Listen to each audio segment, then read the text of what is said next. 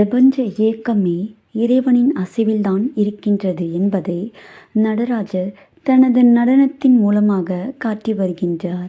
அத்துடன் இந்த நடராஜர் வடிவில் ஆணும் பெண்ணும் சேர்ந்ததுதான் உலகம் என்பதையும் சுட்டிக்காட்டும் இறைவன் தனது ஆனந்த நடனத்திற்கு இணையாக உலகில் வேறு எதுவும் இல்லை என்பதையும் மெய்ப்பித்து வருகின்றார்.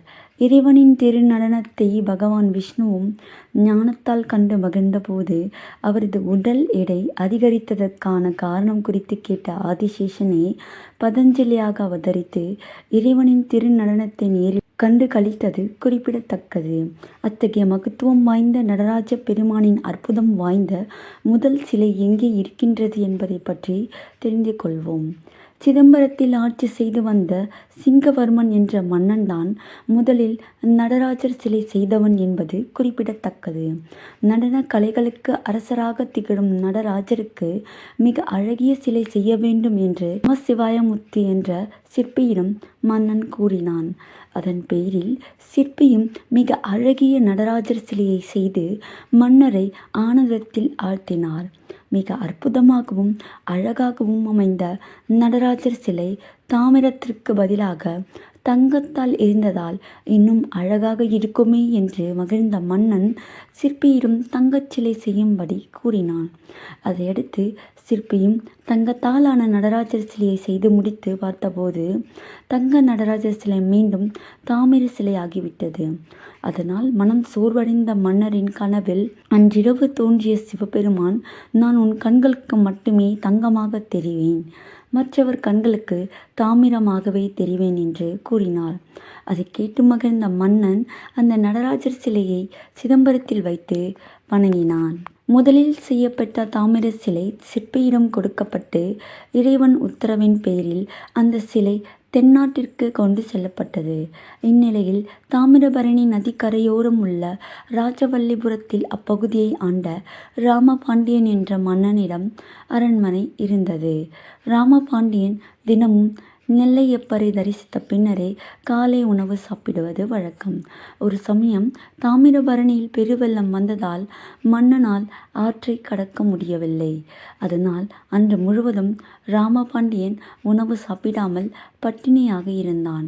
அதையடுத்து அன்றிரவு மன்னன் கனவில் தோன்றிய நெல்லையப்பர், இனிமேல் உன் மாளிகையின் அருகிலேயே யாம் கோயில் கொள்ள முடிவு செய்துள்ளோம். சிதம்பரத்திலிருந்து எனது நடனமாடும் சிலையை ஒருவன் கொண்டு வருவான். அந்த சிலையை உன் மாளிகையின் அருகில் பிரதிஷ்டை செய்து அதன் அருகிலேயே லிங்கம் ஒன்றையும் பிரதிஷ்டை செய்துவிடு என்று கூறினார்.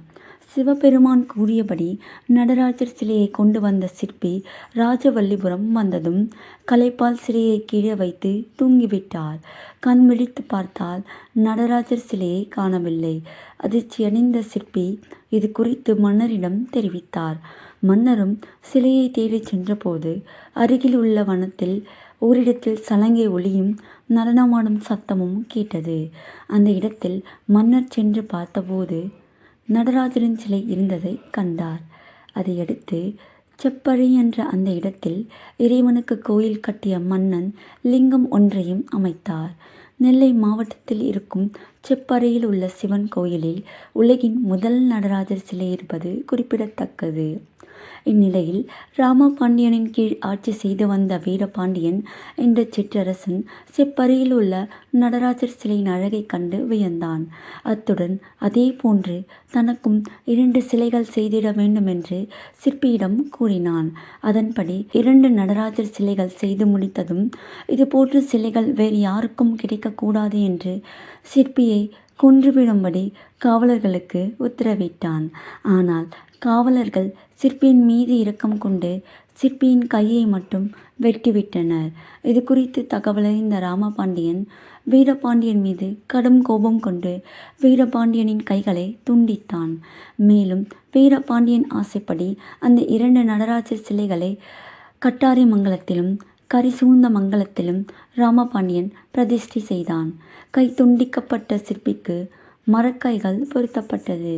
கலையார்வம் கொண்ட அந்த சிற்பி மரக்கைகளின் உதவியுடன் ஏற்கனவே செய்தது போல மற்றொரு சிலையும் செய்தார். அதுவும் அற்புதமாகவே இருந்தது. அந்த சிலையின் அழகை பார்த்து அதன் கன்னத்தில் கிள்ளிய வடு கூட இன்றும் அந்த சிலையில் இருப்பது குறிப்பிடத்தக்கது. கருவேலங்குளத்தில் உள்ள சிவன் கோயிலில் அந்த சிலை இருக்கின்றது. இவ்வாறாக சிதம்பரம், திருநெல்வேலி மாவட்டத்தில் செப்பறை, கரிசூழ்ந்தமங்கலம், கட்டாரிமங்கலம் மற்றும் கருவேலங்குளம் ஆகிய 5 இடங்களில் ஒரே மாதிரியான நடராஜர் சிலைகள் இருக்கின்றன.